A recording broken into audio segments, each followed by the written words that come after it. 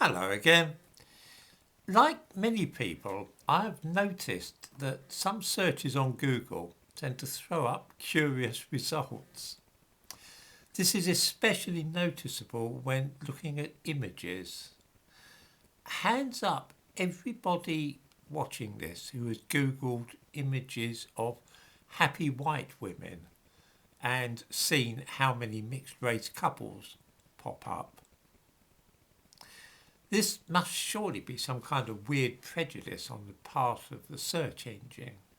After all, if you Google happy black women, you'll just find a bunch of smiling women of African heritage. The same thing happens with happy Asian women. Just lots of smiling Chinese women. What on earth is happening? Is this some subtle or perhaps not quite so subtle way of preparing us for the great replacement and the time when all couples will consist of one white person and one black? That's not all. If you Google American inventors, all you seem to see is black people. Hardly even a glimpse of Thomas Edison or Alexander Graham Bell. This can't be a coincidence. Something deeply fishy must be going on. A relative of mine works in the field of SEO, which is search engine optimization, and this subject came up in the course of a conversation. He laughed about it. For those who don't know what search engine optimization is, it's the art of ensuring that your own product, company, or service will come up top of the list when somebody Googles that particular field. It's a bit like those, I don't know if anyone remembers the old Yellow Pages commercial telephone directory.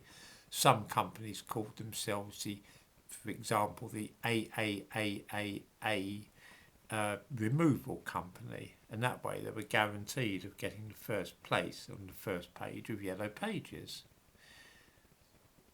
SEO is the same kind of thing. It's designed because people seldom look at more than the first few results. It's designed that you use exactly the right combination of keywords and so on that will ensure that when somebody Googles for something that you're doing, yours is the first one there. Anyway, I digress a little. Apparently, Google uses a special algorithm for their search engine, which rather than just showing you what you have actually asked for, instead tries to show you what the program thinks you're looking for. This makes a lot of sense really, because people misspell words, they use sloppy grammar, and even when they say they're looking for one thing, they're really after something quite different. Google has an artificial intelligence program which does this, called BERT. No, really, BERT, B-E-R-T, is an acronym for Bidirectional Encoder Representations from Transformers. This has only been going for a year or two, which explains why people are only in the last few months noticing the happy white women thing. Before BERT, if somebody Googled, say, flights Paris to London, then you'd be liable to get a list which included flights not only from Paris to London, from London to Paris as well. This is because those linking little words like to and for were not included in the program being used. It understood words like and, but not to. It gets even better. If you Google happy Asian women, then BERT can check what people have Googled that phrase ended up clicking on after they've done the search.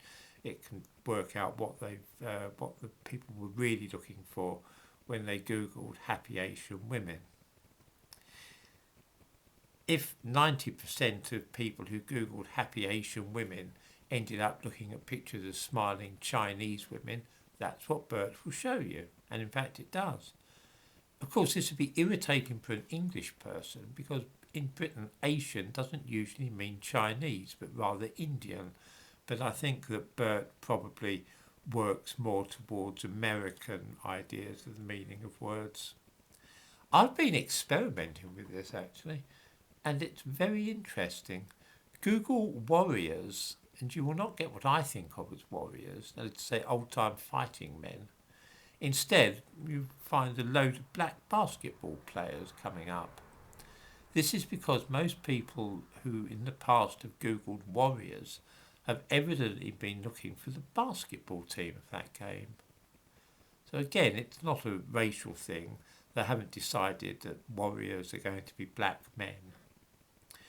Returning now to the racial business, the fact that Googling images of American inventors, for example, and then finding that the first page of images shows nearly all black people, simply means that the majority of people in the past who have searched for American inventors have done so because they then click on pictures of black inventors rather than white ones.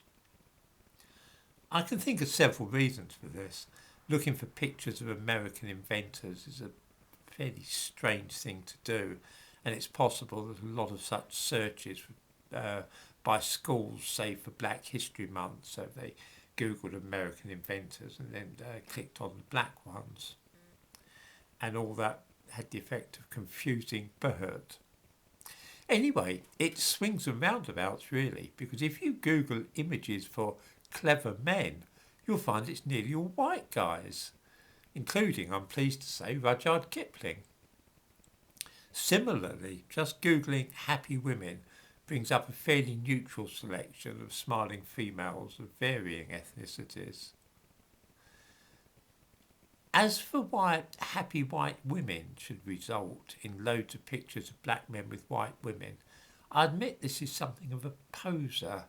I mean, let's face it, it's a pretty odd thing to search for anyway, isn't it? I can't help but wonder who on earth was actually searching for images of happy white women before it became a kind of hobby for everybody who thought that Google had become part of the Great Replacement Plan. Try Googling happy men and see what comes up. You'll get 100% white men. Sad white women will give you exactly what you would expect without a black man inside.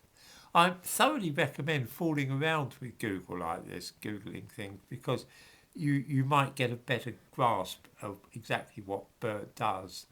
But really, Google's search engine is not racially biased at all.